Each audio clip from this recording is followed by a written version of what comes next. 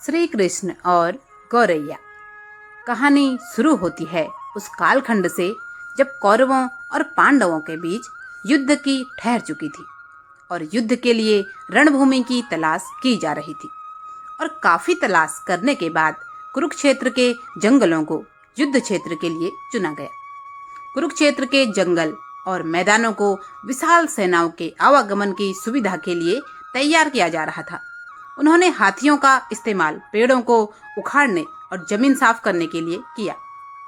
ऐसे ही एक पेड़ पर एक गौरैया अपने 4 बच्चों के साथ रहती थी। जब उस पेड़ को उखाड़ा जा रहा था तो उसका घोंसला जमीन पर गिर गया, लेकिन चमत्कारी रूप से उसकी संतानें अनहोनी से बच गई।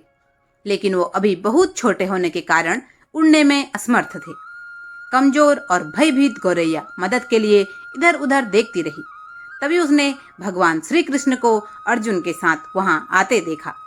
वे युद्ध के मैदान की जांच करने और युद्ध की शुरुआत से पहले जीतने की रणनीति तैयार करने के लिए वहां पहुंचे थे।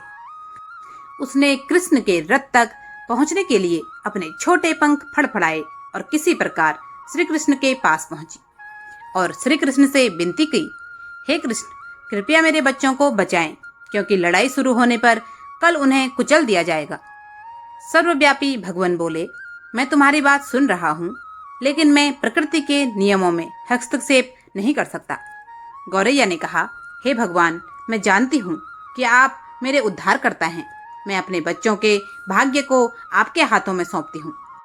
अब ये आपके ऊपर है कि आप उन्हें मारते हैं या उन्हें बचाते हैं। काल चक्र पर किसी का वश नहीं है।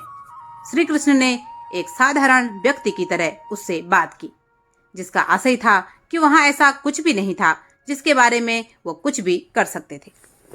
गौरैया ने विश्वास और श्रद्धा के साथ कहा, प्रभु, आप कैसे और क्या करते हैं वो मैं नहीं जान सकती। आप स्वयं काल के नियंता हैं, ये मुझे पता है। मैं सारी स्थिति एवं परिस्थिति एवं स्वयं को परिवार सहित आपको समर्पण करती हूँ। भगवान बोले, अपने घोंसले में 3 सप्ताह के लिए भोजन का संग्रह करो। गौरैया और श्री कृष्ण के संवाद से अनभिज्ञ अर्जुन गौरैया को दूर भगाने की कोशिश करते हैं। गौरैया ने अपने पंखों को कुछ मिनटों के लिए फुलाया और फिर अपने घोंसले में वापस चली गई। 2 दिन बाद शंख के उद्घोष से शुरू होने वाली घोषणा की गई। श्री कृष्ण ने अर्जुन से उनके धनुष और बाण मांगे। अर्जुन चौंके, क्योंकि कृष्ण ने युद्ध में कोई भी हथियार नहीं उठाने की शपथ ली थी। इसके अतिरिक्त अर्जुन का मानना था कि वह ही सबसे अच्छा धनुर्धर है। मुझे आज्ञा दे भगवान, अर्जुन ने दृढ़ विश्वास के साथ कहा। मेरे तीरों के लिए कुछ भी अभेद्य नहीं है। चुपचाप अर्जुन से धनुष लेकर कृष्ण ने एक हाथी को निशाना बनाया, लेकिन हाथी को मार के नीचे गिराने के बजाय तीर हाथी के गले की घंटी में जा टकराया और एक चिंगारी सी उड़ गई। अर्जुन यह देखकर अपनी हंसी नहीं रोक पाए कि कृष्ण एक आसान सा निशाना चूक गए। क्या मैं प्रयास करूं? उसने स्वयं को प्रस्तुत किया। उसकी प्रतिक्रिया को नजरअंदाज करते हुए कृष्ण ने उन्हें धनुष वापस कर दिया और कहा, तुम्हारे गांडीव से जो मैंने करना था कर दिया। अब कोई और कार्रवाई आवश्यक नहीं है। लेकिन केशव, आपने हाथी को क्यों तीर मारा? अर्जुन ने पूछा। तो भगवान ने बताया, क्योंकि इस हाथी ने उस गौरैया के आश्रय उसके घोंसले को, जो कि एक पेड़ पर था, गिरा दिया था। कौन सी गौरैया केशव? अर्जुन ने पूछा। इसके अतिरिक्त हाथी तो अभी स्वस्थ और जीवित है, केवल घंटी ही टूटकर गिरी है। अर्जुन के सवालों को खारिज करते हुए कृष्ण ने उसे शंख फूंकने का निर्देश दिया। युद्ध शुरू हुआ। अगले 18 दिनों में हजारों लाखों जानें चली गई। अंत में पांडवों की विजय हुई। एक बार फिर कृष्ण अर्जुन को अपने साथ सुदूर क्षेत्र में भ्रमण करने के लिए ले गए।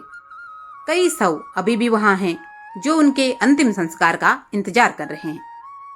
युद्ध का मैदान गंभीर अंगों और सिरों, बेजान पशुओं और हाथियों से अटा पड़ा था।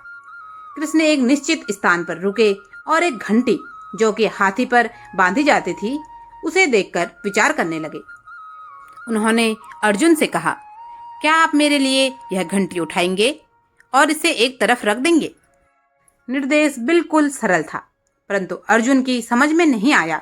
आखिरकार विशाल मैदान में जहां बहुत सी अन्य चीजों को साफ करने की जरूरत थी, कृष्ण उस धातु के एक टुकड़े को रास्ते से हटाने के लिए क्यों कहेंगे? उसने प्रश्नवाचक दृष्टि से उनकी ओर देखा। हाँ, ये घंटी, कृष्ण ने दोहराया।